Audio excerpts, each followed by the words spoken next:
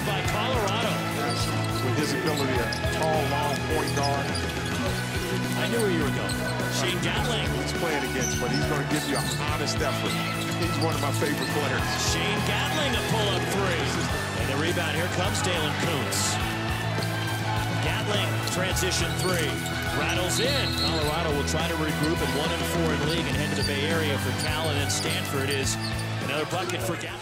Now there's one of the three-pointers by Shane Gatling, who had a career-high 21 points in the Buffs' 9-point loss on the road against Utah last weekend in Salt Lake City. Hi, everybody. Welcome into the Buffalo Stampede. Voice of the Buffs, Mark Johnson, head coach Tad Boyle. That was a, shall we say, interesting game. A tale of two halves in that ball game, would you say? Tale of two halves. Yeah. And it's, you know, it's one of those where I hope the people watching saw the score and didn't see the game. Because the first 25 minutes were ugly, and we actually got, first 5 minutes weren't bad, but we had a stretch there in the first half where we just really, I mean, we had 10 possessions in a row where we had bad shots or turnovers that led to baskets, and then dug ourselves a deep hole. But to our guys' credit, they fought back. You saw the three by Shane, and he did have a career high. Deshaun Schwartz started to kind of get a feel for. Tyler Bay had a tough game by his standards. We didn't get him enough touches down low, but some positive things in the second half in terms of our fight and coming back, but. It was too little, too late, and our guys know that. And but we have to build on the positive, and we have to learn from the negatives. And that's not the first time that happened, Mark. Going back to the New Mexico game, sure, where everybody was happy because we came back and won. It was still the tale of two halves, like you said. But this one was we dug ourselves too deep a hole. Buffaloes were down by as many as 26 in the first half, down by 22 at halftime, as many as 28, by the way, early in the second half. Take us into the locker room. How do you approach that? Because the obvious is the obvious. You're down by 22. So how do you approach that with the team? Yeah, well, at halftime, it's just it's like, guys, we got nothing to lose. Like, just go play, yeah, and have some pride and understand what we're trying to represent here. And again, to our guys' credit, in the second half, they did that. We came out early in the second half and traded baskets with them, but finally we started getting stops, and we actually cut it to 8, believe it or not. Obviously only lost by 9, but again, it was just not a from the get-go. I said this after the game that we obviously did not start the way we needed to start, and but we have that long scoring drought, and you add that to miscues defensively, and it's a recipe for disaster. How about Shane Gatling? Mentioned he had a career high 21 points. We're going to hear from him momentarily. He's coming along a little bit. He is coming along. I think both Shane and Deshaun, there's some really, we lost McKinley after, midway through the Washington game. We're down 12. Both those kids really grew up that game. I thought in the second half against Utah grew up. So both Shane's, when he's open, we want him to shoot the ball. He can really do that. He and Deshaun, I think, are two of the bright spots. And Dalen Kuntz, I would add him in the mix too. They're really coming along here, and we've got to take growth from those guys when we can get it. Well, speaking of Shane Gatling, again, a career high 21 in the loss to Utah. We caught up with the junior college transfer.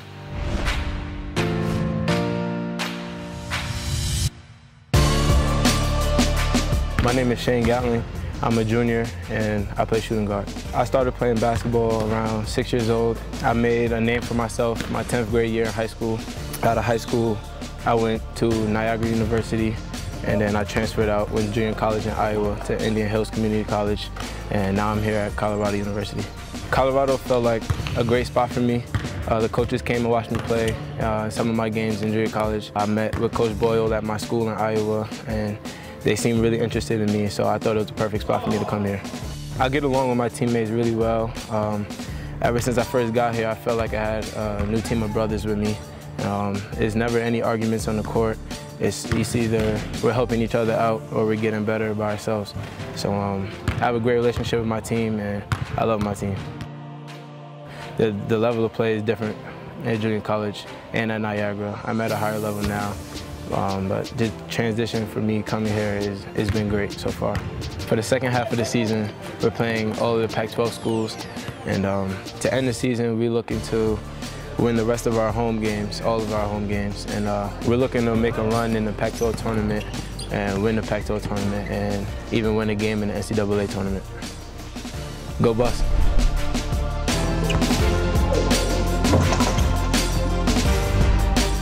Shane Gatling, the junior from Baldwin, New York, coming up that game high 21 as the Buffaloes are now on the road. They're in Cal on Thursday night and then Stanford and Palo Alto on Saturday. Frequently, Tad, at practice, has a thought for the day. And before you guys took off for the trip, the thought for the day was put up or shut up, right? Put up or shut up. It's that time. It's that time in our schedule. It's that time based on what we've gone through the last 8 games. It's time for us to quit talking about what we need to do, and we got to go out and do it. And this is an opportune time. You got 2 what I would call wounded dogs, you know, on the side of the road that are going to be getting after each other on Thursday night. You know, Cal's had some struggles. We've had some struggles here early, and we knew going into this season that we had 5 of our first 7 on the road, and these are, you know, well, we have 5 of our last 7 at home. So we really need this road trip. It's time for us to start getting it done and doing it for 40 minutes. By the way, you also told your team to think about how Cal is approaching this ball game. They're saying to themselves at 0-6, hey, 1-4 Colorado's coming to town. This is our chance. Absolutely, they are. And you know, I remember, go back, Mark, to when I got here at Colorado, a lot of times we could sneak up on people because we hadn't earned that respect in the Big 12 back then, and then as we came into Pac-12, hadn't earned any respect. So you kind of snuck up on people, and when you're 1-4 and you're going on the road, you know, we might have a chance to sneak up on Cal, but they also know that they've been struggling too. So we can't count on that part. We have to approach this how we need to approach it, which is businesslike and with a little bit of chip on our shoulder. And lastly, McKinley Wright missed the last game and a half. You feel good about potentially seeing him this week? I do feel good. Yeah, he's been practicing, and you know, he's got the brace on the shoulder. It's given him, so I think every day he gets a little bit more comfortable and confident with it. And you know, we know what McKinley brings to this team, and we miss it. We need it back, and I think that'll be a shot in the arm, hopefully, that we need. But it's not just about McKinley. I hope that over the last game and a half, game and 3 quarters, that some other guys have grown up, so that when McKinley does come back, hopefully we're that much better and that much more confident and believe in each other, because that's really what we need right now. We need a belief in ourselves and a belief in each other on the floor to get this thing done. Great opportunity this week in the Bay Area. Good luck. Absolutely. Thank you. Head coach Tad Boyle. Buffs on the road against Cal and Stanford. The CU women are hosting Stanford and Cal in reverse here at the CU Event Center. We'll talk with head coach JR Payne next on the Stampede.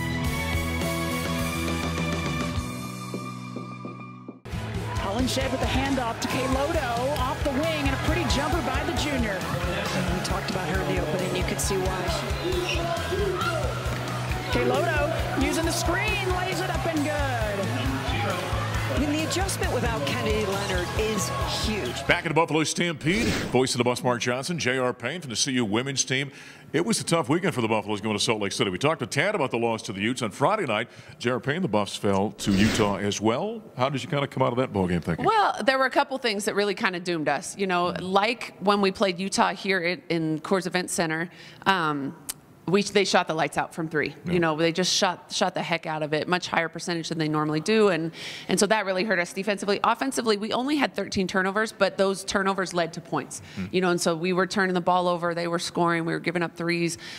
You know, you take away those 2 things. If we had limited some turnovers, limited some of the 3-point shooting, it was a very competitive ball game. You know, I think a lot of times that's something that fans don't think about when they think about basketball turnovers. There are turnovers and there are bad turnovers that are runouts going the other direction, right? Yeah, and we call them pick sixes. You know, just like football. If you turn the ball over and they score on that, that's a bad turnover. Right. We'd rather have them drop kick it into the stands, and at least we have a chance to go back and play defense. That's right. Although we don't recommend doing that, of course. No, but we have said that before.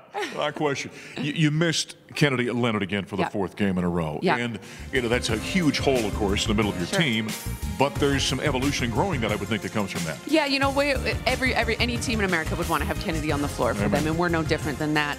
But we are really trying to find the positives in that. Our young point guards are getting a lot of minutes that they hadn't received, you know, earlier in the season, and so we're really trying to grow their experience. And when Kennedy comes back, we'll be that much better for it. Yeah, you know, I think there's some similarities between what's going on with Tad's team, what's going on with your team. Point guards, they're missing McKinley. Yeah, it's got to drive. Knowing Kennedy, it's got to drive her crazy. Yeah, in fact, I don't know if you saw my tweet to her yesterday. I just know that every day is breaking her heart because there's nowhere else she'd rather be than on the court. Yeah. You know, so she'll be back soon, and you know, she just needs encouragement from everybody and has has to stay positive. Yeah, this is where you've got to be not John Wooden, but Dr. Phil with her a little bit, right? Yeah, poor thing. You know, I know she just wants to be on the floor helping her teammates, and she'll be back soon, and we'll be better for it. Well, we're looking forward to her getting back in the court, and the CU women, by the way, have got Stanford and Cal coming in this weekend. Good to have them back home at the event center. We'll talk more about that in a moment.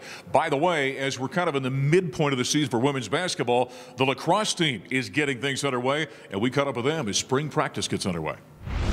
With the 2019 season coming up, we're just really excited to be back out here. Today's one of our first real practices back with our sticks in our hands. We lost a few big seniors. Darby's gone, a lot of our big defensive players. We have a lot of other people coming up. Our freshman class has been doing an amazing job, so we're excited to have them. We have a lot of people that have stepped up and already started to fill those positions. So I think although we lost a lot, I'm really excited about all the different people that are stepping up to fill those positions. I think with playing Florida there twice, and now that we're hosting them here on our home turf, I think that'll be awesome for us. We're excited to get back and play them again after losing to them last time. A lot of big games coming up for us here at home, which is awesome because we have so many fans that come out to support us. And I think we're all just excited to be home and take on these teams that normally we're away. And since my freshman year, we used to always play all our big games away, but now that we've kind of established ourselves, it's pretty cool to have some big teams come here to play us. Good.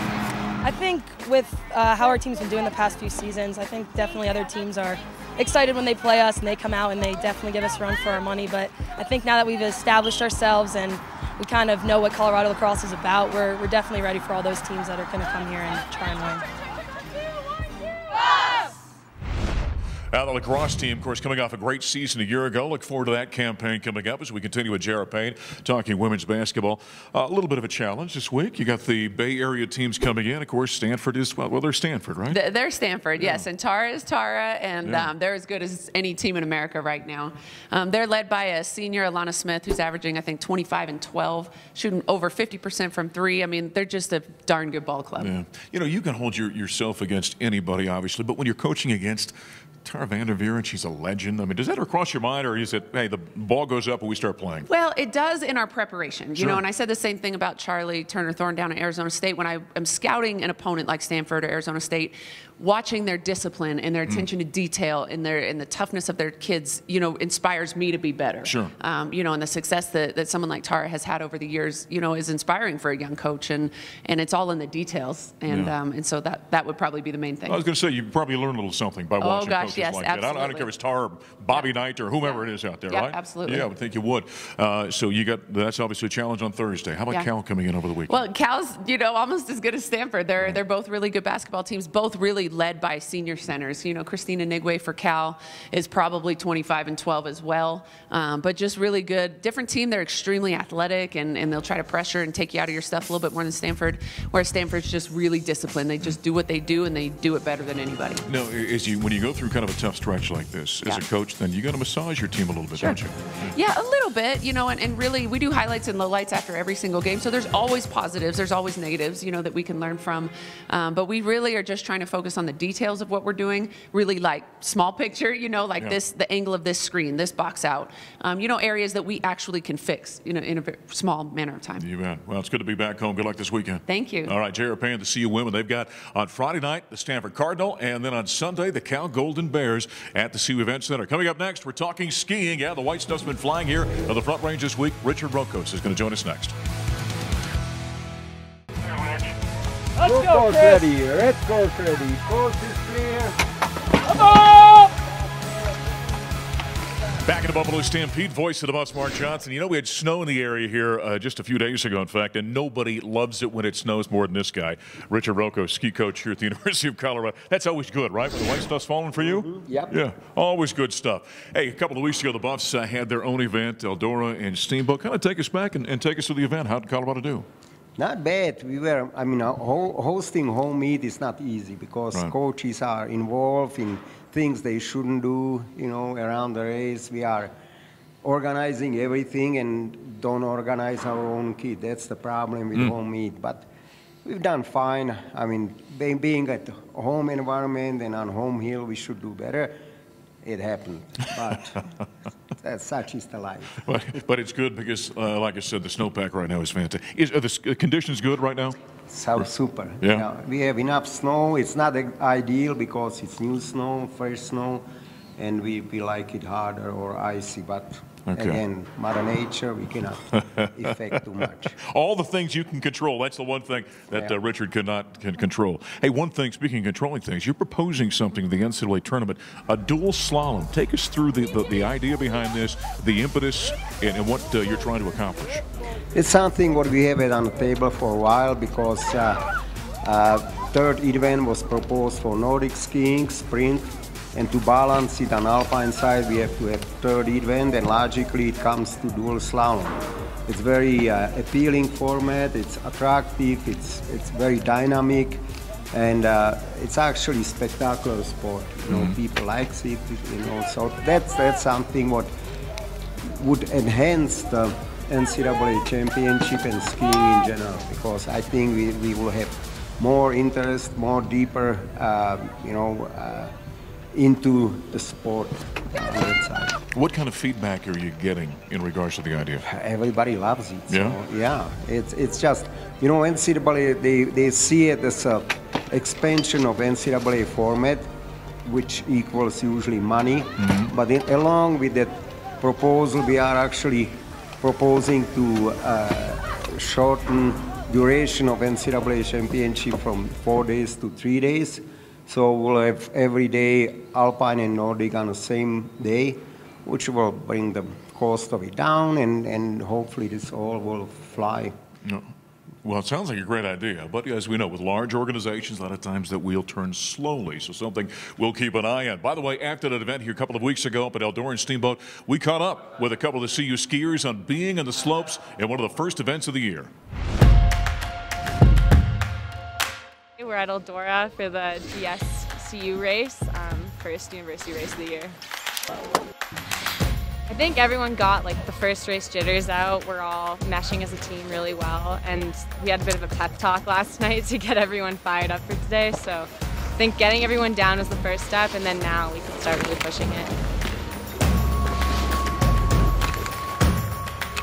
I mean, Bobby, one of our team captains, kind of stepped up and talked, and just, I mean, we have really good team chemistry, and everyone kind of came together, and just everyone kind of smartened up, I guess, today, and everyone has the potential to win this race on our team. Like, everyone's really good skiers.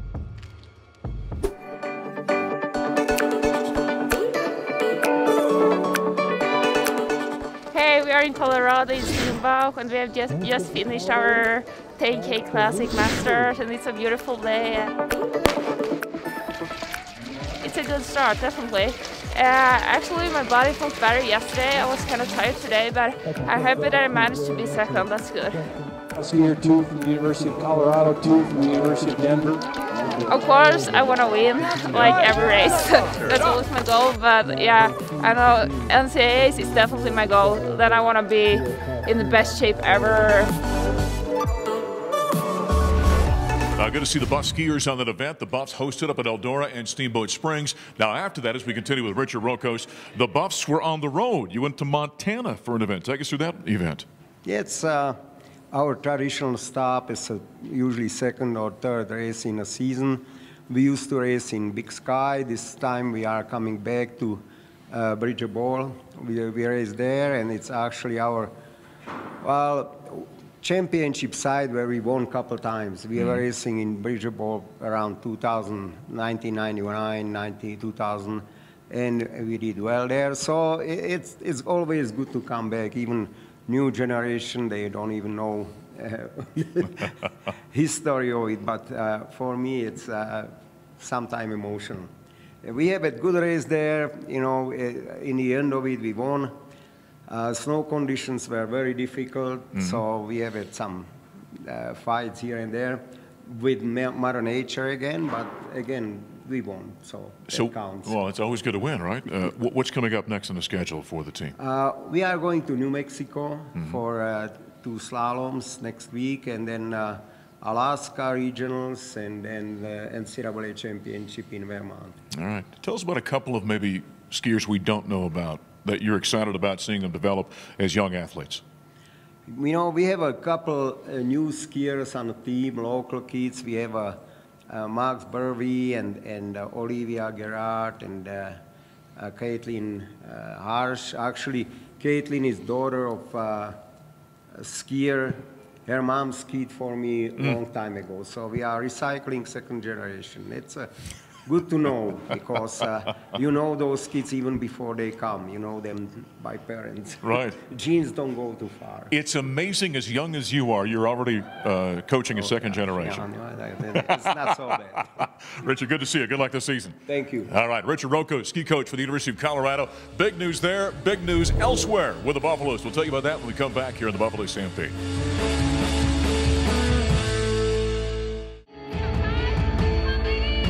Hi, again, welcome back to the Buffalo Stampede. I'm voice of the Buffs, Mark Johnson. You might remember just a couple of weeks ago, we had Ariana Henderson, a senior for the Colorado track team out of Houston, Texas, on talking about hurdles. Great interview. Very insightful and intelligent young woman.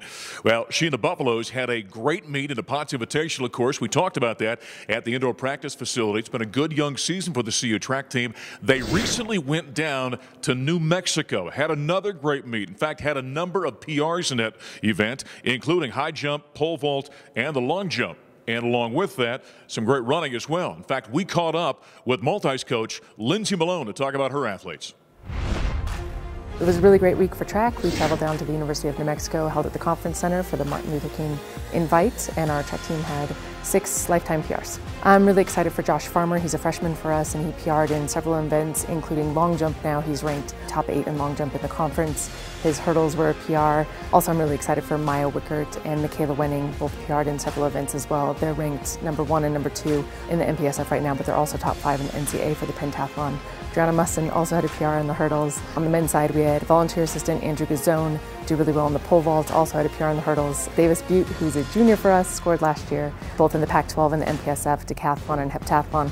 Also had multiple PRs this weekend, so it was a great weekend overall. And last but not least, Jeremy Cody is one of our freshmen in the high jump. He actually had another PR this weekend, so he's PR'd every weekend he has jumped, and he's also in the top 8 in our conference. It's early in the season right now, but we have several marks that are continuing to rank in the top 10 in the NCAA. I'm very excited for many of our athletes, but the potential for Maya Wickert, Donzo, and Michaela Wenning to go to the NCAA championships in the pentathlon.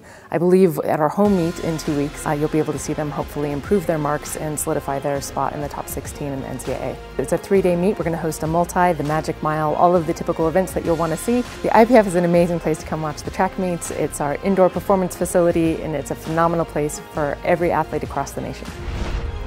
By the way, this weekend, the CU men are on the road in the Bay Area. On Thursday night, the Buffs have got the Cal Golden Bears in Berkeley, and on Saturday evening, we'll be in Palo Alto to take on the Stanford Cardinal. Don't forget, get out to the CU Event Center this week. The CU women back home in Boulder as JR Payne's team will take on the Stanford Cardinal on Friday night, and on Sunday, the Cal Golden Bears. Thanks for joining us this week. I'm voice of the Buffs, Mark Johnson. We'll talk to you next time on the Buffalo Stampede.